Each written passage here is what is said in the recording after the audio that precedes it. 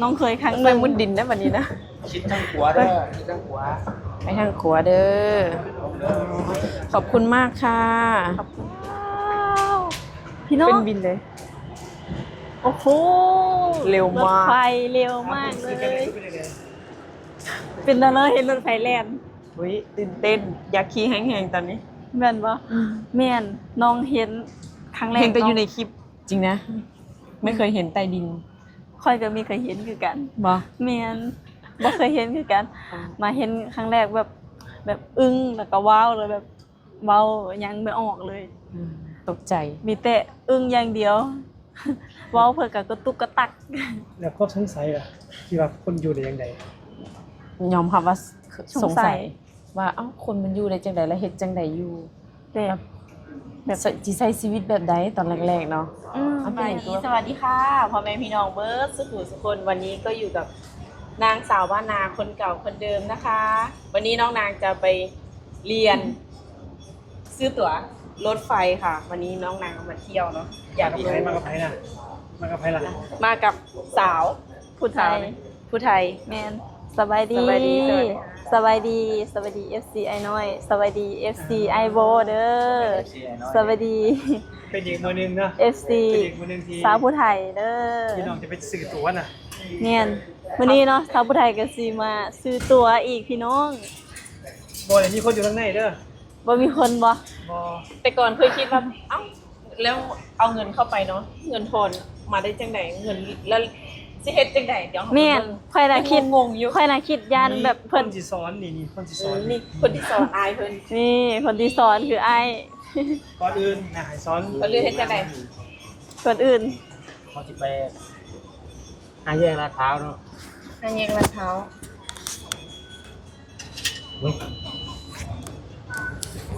เฮ้ยพหลโยธินนี่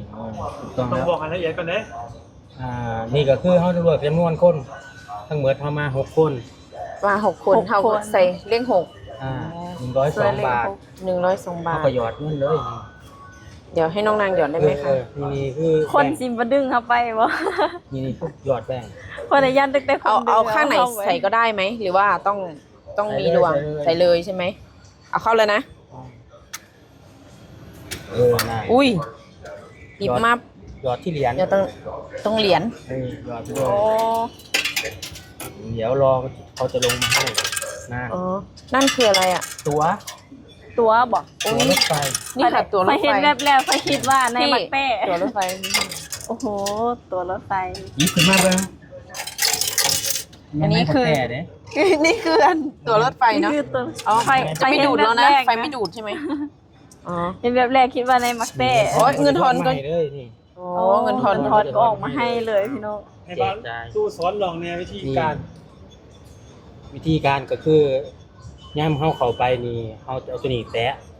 แต่ข้างไหนมันมี2ด้านด้านนี้ด้านนี้ ข้างไหนก็ได้ ข้างไหนก็ได้เนาะ โอ้ข้างในก็ได้หมด ด้านในก็ได้หม คือ ด ข้างไหนก็ได้ค่ะทุกคน นะให้บอกก็รู้สึกในการสงสัยในของสงสัย เพื่อไปจะ คือแบบงงเนาะตอนแรกคือแบบว่า ได้แล้วทุก เอ้า คน มันได้เหรอ ตัวถไฟ มันทำอย่างนี้ได้เหรอ แล้วเรา แม่ ถ้าเราจะไปเราต้องกดตรง เรา นี้ ต้องดูว่าสถานีไหนเราจะไปลงไหน แล้วก็ โอ้ อ่านดู อ่าน แล้วก็กดตรงสถานีปุ๊บแล้วเราจะมันจะขึ้นว่ากี่ที่เราก็เลือกกี่ค เลือน กเอาอะ กี่คนประมาณนี้เลือกเอาแล้วเรากดปุ๊บแล้วก็หยอดตังค์เลยแล้วก็เอาแบงค์ใส่ แบงค์ซ้าย เหรียญก็ได้ เหรียญ เหรียญ ก็ ก็ ตรง ได้ นี้ ถ้าเกิดเราหยอดเกิดเขาก็จะทอนมาอย่างนี้ แล้วก็ อ๋อ บ่แม่นไล่ปักแต่เด้ อันนี้บ่แม่นในบักแต่เด้อ ตัวรถ อันนี้มันตัวรถไฟ ตัวรถไฟ ส เนาะ งสัยยังเกี่ยวกับตูน สงสัยว่าเอ้าคือว่ามีคนบ่ แม่ มีคนอยู่ข้างในบ่คือว่าแบบให้บริการเฮาได้จริงๆนะ แม่เนาะ แบบตอบโจทย์เฮาคือว่าได้ ได้ อย่าง ทุก ดี ปัญหา ง่ เลย แม่ น้องตอนน้องเห็นแบบแรกน้องคิดว่ามีคนอยู่ข้างในเลย เขาก็ต้องไปรอคิวทั้งหมดเนาะทั้งตัว เขาต้องไปรอ หลายคน แล้วก็ หาย รู้สึกแปลกได้ตอนแรกก็ว่าบ้างงเฮาสิเฮ็ดจังได๋มันคือออกมาแบบซี่ เอาเจ็ดเนาะเริ่มอันนี้บ้านนอกเฮียงเนาะเฮา บ้านนอกแฮงนะมาใกล้ๆกันได้ค่ะ บ้านนอกเฮียง เอาให้บอกก็รู้สึก ความรู้สึกของเจ้าเป็นจังได๋มาเห็นแบบสิล่ะ เห็นยังบ่เป็น เห็นยังบ่เป็นเลย มายืนเบิ่งซื่อ ยืนเบิ่งซื่อๆอ่ะค่อยก็ได้ยืนแต่เบิ่งซื่อ แม่น ให้อ้ายเพิ่นเฮ็ดสอนให้ก่อน แม่น อันใดเฮาบ่ฮู้ก็ให้อันสมมุติว่าเฮามาคนเดียวเนาะ ๆแม่น อันนี้เฮาบ่ฮู้เฮาต้องถาม ก็ ถามคนไทยอยู่นี่ก็ได้เนาะ แม่นกันสิขออนุญาตถามนำเด็ก สอน พี่น้องฟังไทยเพิ่นละ ไปเดี๋ยวเฮาจะ ก็ เอา คือเพิ่นส เสี อย น งก่อนนี่น่ะ ก็ได้ฮู้ สิบ แล้ว ชิปในการอาจจะบอกว่าตัวหรือว่าชิป ตัวหรือ อ๋อ ชิป ตัวหรือ อ๋อ 10 ปี บ้านเฮาเอิ้นปี ปี้เนาะบ้านเฮา บ้านเฮา เอิ้นปี้ เอิ้น ปี้รถไฟ ถามว่าพวกเราอยากปีน้องบ่ว่าสิอยากได้ปีน้องบ่ กูบ่าวอยากปี้นางบ่เดี๋ยวนะไปปะ แป้ให้น้องพร้อมนั่น ปี้คือตัวนี่เด้อ พวกเราอยากปีน้องบ่แม่นบ่ บอกว่าให้เซ็น สถานที่ อ่ะ ลืม น้องของไทยน้อง แม่น น้องนางจะได้นั่งรถไฟฟ้าใต้ดินหน่อยดิ โอ้ เคยนั่งแล้ววะ นั่ง ตื่นเต้น รถไฟบ่ แม่ง ยังบ่เคย ไปเบิ่งข้างล่างรถไฟ น้อง มุดดิน น้องเคยครั้งห ไป นึง มุดดินนะวันนี้นะ ชิดทางขวาเด้อชิดทางขวา ไปทางขวาเด้อขอบคุณมากค่ะ วินาทีแรกที่ได้เห็นใต้ดินเป็นยังไง ผมรู้สึกตื่นเต้นมาก แล้วก็แบบมีข้อสงสัยหลายอย่างเลย แม่น ใส่ยังไงเนี่ย สงสัยว่าเอ้าเป็นอย่างคือรถมาได้จังไดคนหลาย คนเยอะหายใจได้เสยเนาะ แม่น้องคิดว่าเอ้าลงมาแล้วเฮาสิมีขาด หายใจ ให้ บ่ได้ ขาดการหายใจบ่เนาะ นี่มายืนรถตอนที่รถแรงไปเลย โอ้โห อันหนามาอ่านไปยังไง ว้าว 1 2 4รถไฟเนี่ย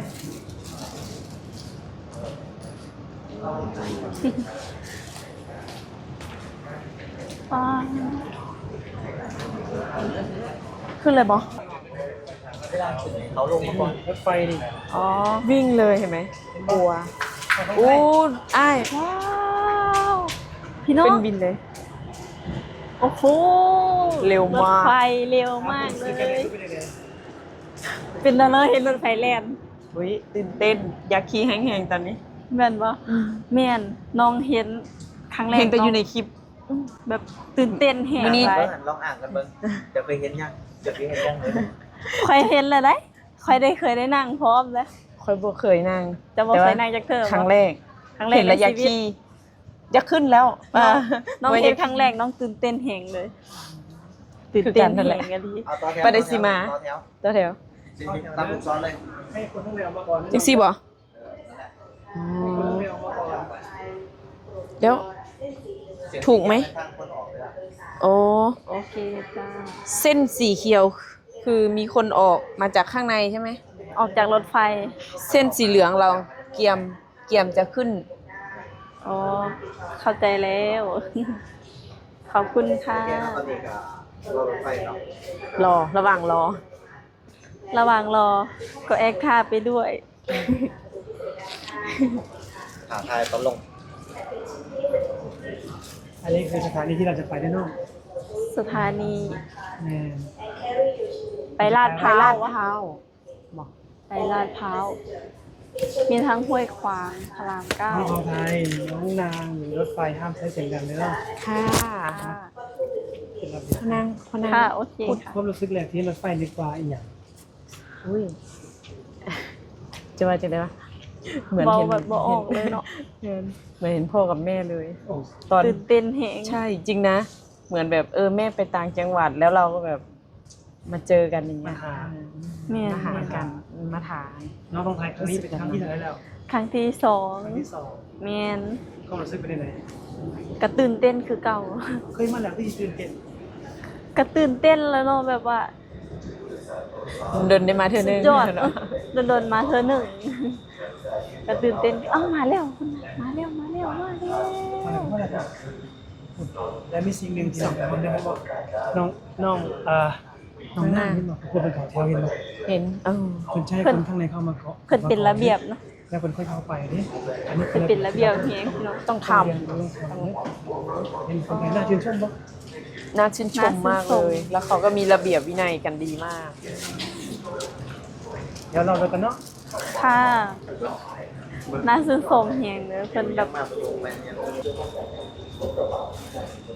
ฉันนี่อะไรวะเยอะแยะไปหมดเลย ค่ะ ถามมีงูเบิ่งอยู่ตอนนี้สิบอกยังงง อยากบอกให้หมูว่า มาเด้อมาเที่ยวน้ำกันเด้อถ้าอยากฮู้อยากขี่รถไฟ คือสาวนาง เคยได้ขี่แล้วบ่ บอกเลยว่าบ่เคยเห็นใต้ดินบ่เคยเสือ จริงนะ ไม่เคยเห็นใต้ดิน ค่อยก็มีเคยเห็นคือกัน บ่ แม่น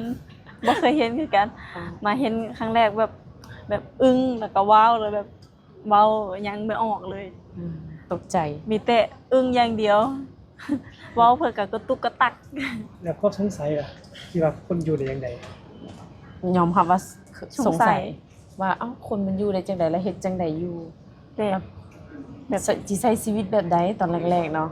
เอาเป็นหยังคือว่าคนไปอยู่ในพื้นดินหรือว่าใต้ดินอยู่นะ แม่นแม่น หายใจออกว่า อ่า แม่น หายใจออกบ่สิบ่บ่เป็นหยังบ่สิ เออแม่น บัดพอเฮามายืนจุดนี้ก็ปกติเนาะก็ธรรมดา อุ้ยทุกคนมาแล้วทุกคนมาแล้วต้องยืนเป็นระเบียบ โอ้โห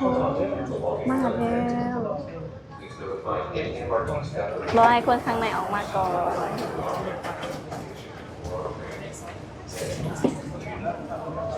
เป็นครั้งที่สองของสาวผู้ไทย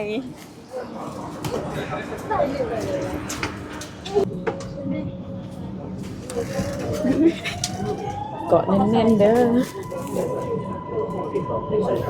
เป็นจังได๋ เหมาดีใจไปกับเหมารถไฟ นี่เรากำลังออกแล้วเนาะเป็น เดี๋ยวรอรถไฟทางไฟคุณรู้สึกตอนนั้นรถไฟเป็นยังไง เฮาอันแหนมมอนแหนมไปข้างนอกเนาะ เหมือน จะ อื้อๆเลย มืดแล้วก็บ่ค่อยเห็นคนอยู่ข้างนอก